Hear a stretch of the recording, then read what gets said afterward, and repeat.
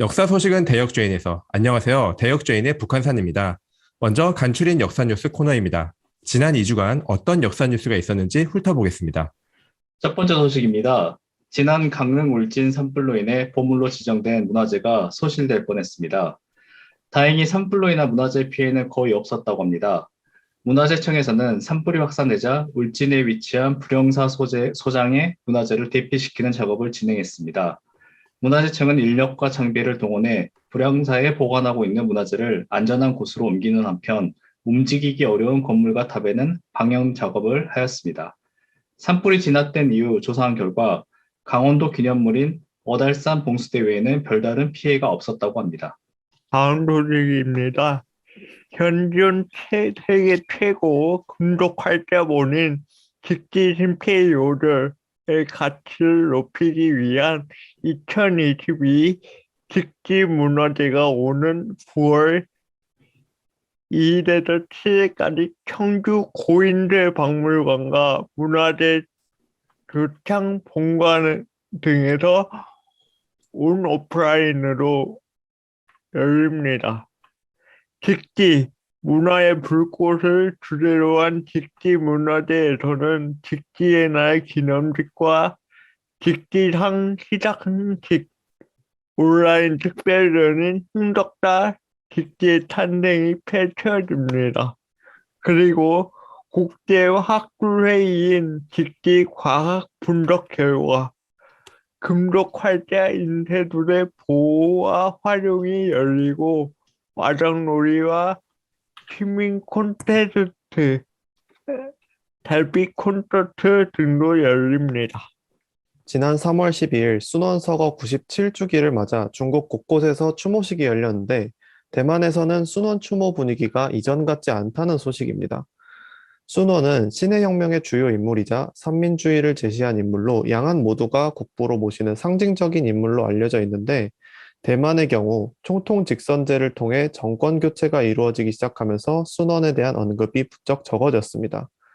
더구나 중국과의 갈등이 심해지면서 친중 입장을 취하는 국민당에 맞서 대만 정체성을 강화하고 있는 민진당 차이잉원 정부에서는 순원과 더 거리를 두는 모양새입니다. 한편 대륙의 중화인민공화국에서는 2016년부터 중국 공산당 행사에 순원과 삼민주의가 자주 나타나고 있는데 중국 공산당이 중화민족 부흥을 내세운 삼민주의의 진정한 계승자라는 것입니다. 순원 서거일을 맞아 나타난 이런 온도차는 복잡한 양안 관계의 한 단면을 잘 보여줍니다. 가야 관련 유물이 대거 출토되어 중단된 경남 창원의 제2 안민터널의 공사가 재개될 예정입니다. 창원시의 적극적인 행정 지원 결과 관련 문화재가 출토된 전 구간에서 발굴 조사가 마무리되었다고 하는데요. 일부 구간은 문화재청으로부터 보존 조치를 명령받았지만 해당 구간은 도로가 아니어서 공사를 재개하는 데 문제가 없다고 합니다. 이에 따라 창원시는 내년 3월까지 안민터널을 개통하기 위해 모든 노력을 기울일 것이라고 전했습니다. 국내 최초로 경매에 나왔던 국보가 블록체인을 기반으로 하는 투자자 모임에 팔렸다는 소식입니다. 지난 1월 14일 간송미술관은 국보 금동 3존 불감과 개미명 금동 3존불 입상의 매각 의사를 밝힌 뒤 이를 경매에 붙였었는데 구매 의사를 가진 사람이 나오지 않아 두 점 모두 유찰됐었습니다.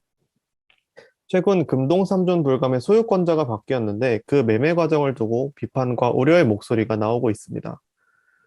금동 3존 불감의 새로운 소유권자는 싱가포르의 한 업체, 간송문화재단 측 입장문에서는 글로벌 문화 애호가의 모임인 헤리티지 다오가 불감의 소유권을 산 것으로 알고 있으며 총 지분의 51%를 문화재단 측에 다시 기부하기로 했다고 밝혔습니다.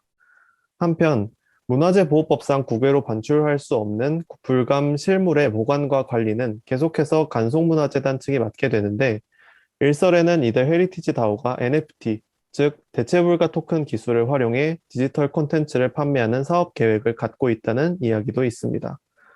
구매자의 정체가 베일에 쌓인 점, 구매 후 다시 지분을 기증하는 낯선 풍경, 게다가 블록체인이나 NFT 등 낯선 용어의 등장으로 다양한 비판과 우려가 나오고 있는 상황. 이 거래가 문화재 관련 사업의 미래를 보여주는 사례가 될지, 외국 자본에 의해 국보의 가치가 훼손당하는 사례가 될지 앞으로의 향방을 지켜볼 필요가 있겠습니다. 마지막 뉴스입니다. 서울시가 국가지정 문화재인 북한산동 내 보국문과 대동문에 대한 전면 해체 보수 공사를 실시합니다.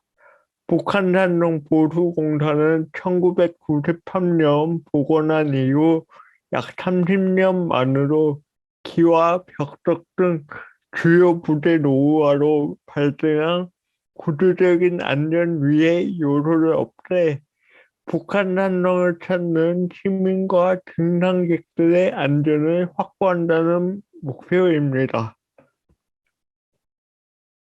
서울시는 정기 점검을 통해 대동문의 구조적 불안정 요소와 보국문의 이상 변형 징후를 파악하고 문화재청으로부터 설계 승인을 받아 보수 설계 완료를 했으며 문화재 수리업체와 문화재 감리업체를 선정해 4월 공사를 시작하고 11월까지 완료를 한다는 계획입니다. 대역주의이다. 역사 신간을 소개합니다. 첫 번째 책은 동아시아 세계 질서의 종막, 조선, 일본, 청, 1860년부터 1882년입니다. 저자는 고 김기혁 선생님이시고 글 항아리에서 2022년 1월 17일에 출간했습니다. 미국에서 1980년에 출간된 책으로 중국이나 일본 어느 한쪽의 입장에서만 쓰인 연구가 대부분일 때 한, 중, 일 언어에 모두 능통한 저자가 조선, 청, 일본 3국의 외교 정책 입안 과정을 두루 검토했습니다. 각국의 외교 정책 입안이 갖는 상호 연관성은 물론 외교 정책 결정에서 국내 문제가 갖는 중요성에도 주목한 것이 특징입니다. 청일전쟁을 동아시아 맥락에서 이해해보고 싶은 분들께 추천드립니다. 두 번째 책은 서경덕과 화담학파, 조선 중기 주자의 도전자들입니다. 저자는 한영호 선생님이시고 지식산업사에서 2022년 2월 4일에 출간했습니다. 서경덕의 일생을 되짚어보면서 조선시대 유학사를 새롭게 살펴보는 것이 특징입니다. 조선시대 유학에 대한 새로운 시각을 배우고 싶으신 분, 황진이와 서경덕의 인연에 대해 궁금하신 분께 추천드립니다. 세 번째 책은 낯선 3.1운동, 많은 인민을 이길 수 없다입니다. 저자는 정병욱 선생님이시고 역사비평사에서 2022년 2월 23일에 출간했습니다. 3.1운동 데이터베이스 자료를 바탕으로 다양한 직업과 생각을 지닌 개인의 시각에서 3.1운동을 바라보는 것이 특징입니다. 3.1운동에 참여한 민중의 개인사와 생각이 궁금하신 분께 추천드립니다. 네 번째 책은 제국과 의로운 민족입니다. 저자는 오드 아르네 베스타 선생님이시고 옥창준 선생님께서 옮기셨습니다. 노마북스에서 2022년에 출간되었습니다.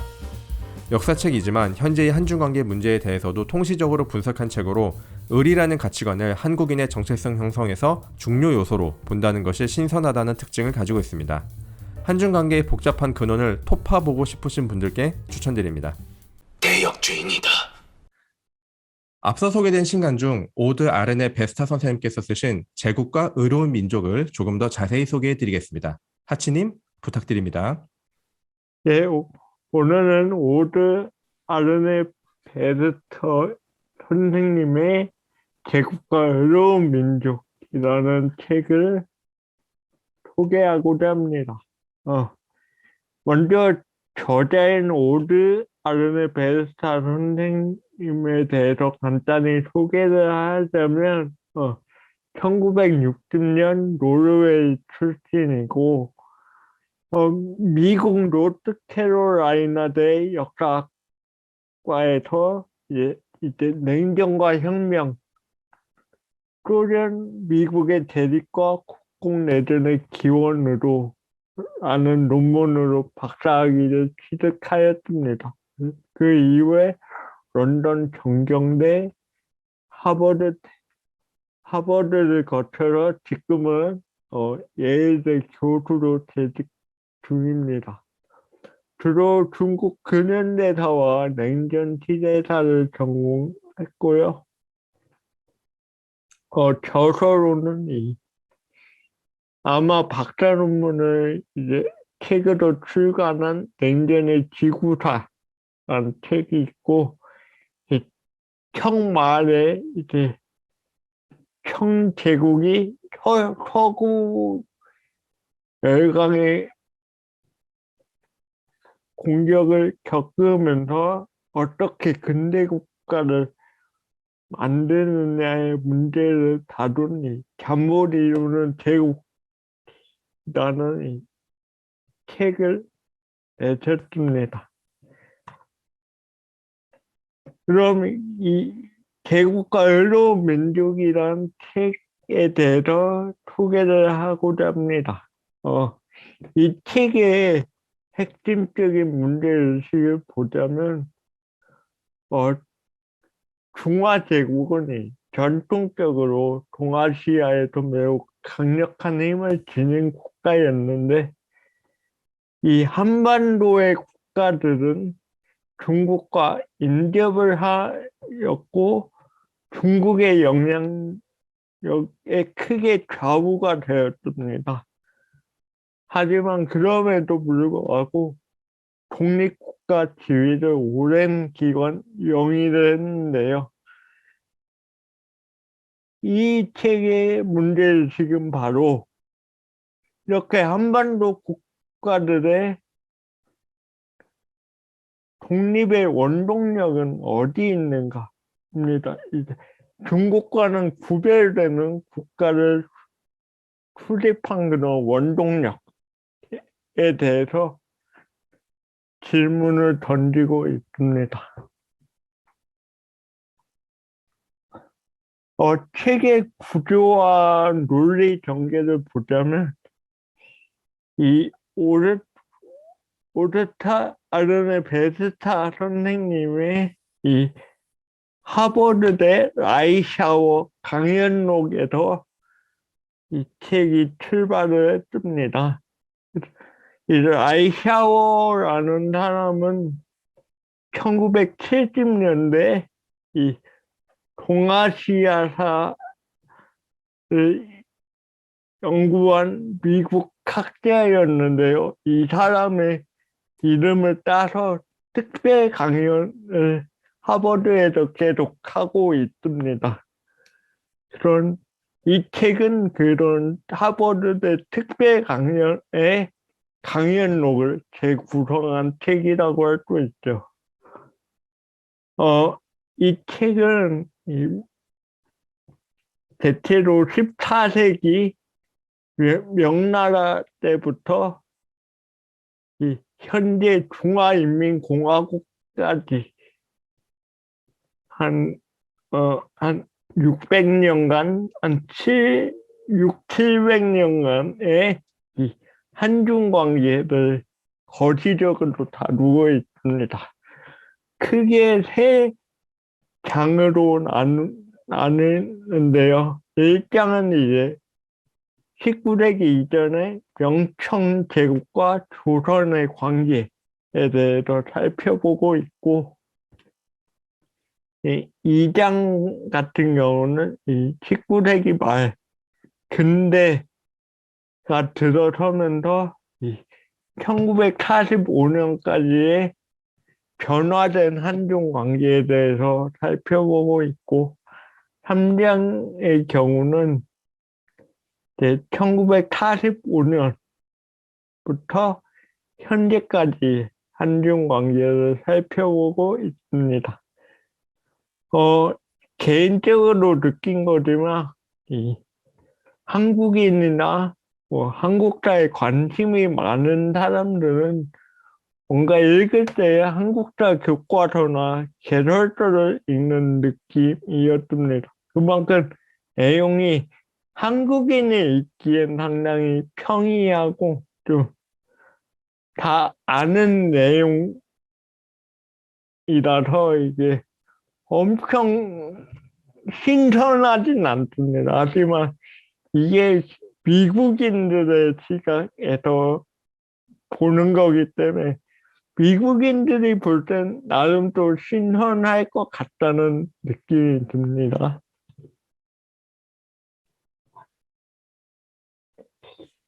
그래서 이 책이 말하려는 것은 결국 전통시대부터 현재까지 한중 관계에서 중요한 부분이 이런 의리라는 유교적 가치관이었다는 겁니다.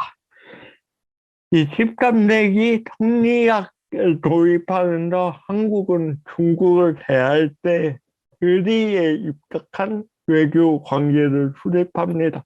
그 대표적인 게 바로 사대관계, 자소관계, 요 관계라고 할 수 있는데요. 뿐만 아니라 이 의리라는 가치는 임진왜란, 병자호란 이후 한국인의 정체성 형성에 매우 중요한 요소였다는 것을 저자는 강조를 하고 있습니다.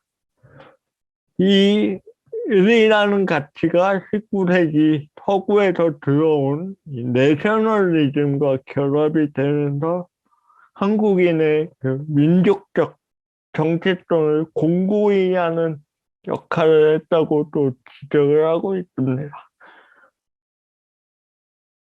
그 반면에 이제 중국에서는 전통적으로 한반도 국가들을 상대할 때 유교적인 가부장적인 태도로 이 외교 관계를 맺어왔다.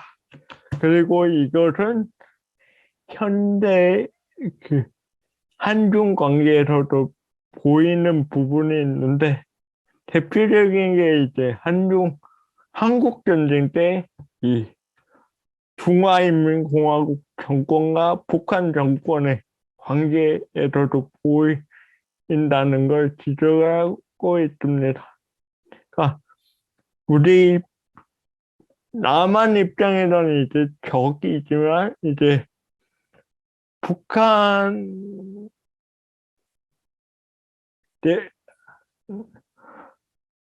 북한 정권과의 관계를 봤을 때 이제 중공에서 원조를 해줬죠. 이것이 이제 그 전통시대 명청제국과 조선의 관계에서 보여줬던 이 의리에 입각한 이런 시스템이 작동을 했다고 보는 겁니다. 그래서 이렇게 연결을 시키고 있고요.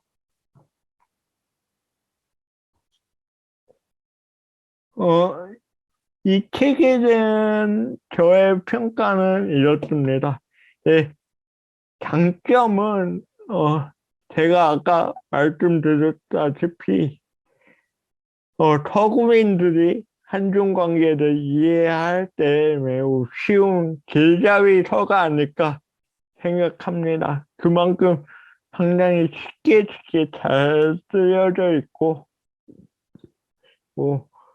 또 엄밀히 말하면 이게 역사서로 분류가 되는데 이 대체 2018년까지의 한중 관계의 문제도 다루고 있거든요. 그래서 이렇게 보면 역사를 통해서 현재의 교훈을 찾으려는 제가 한자로 썼지만 이 통감의 성격이 좀 강하다고 생각이 듭니다.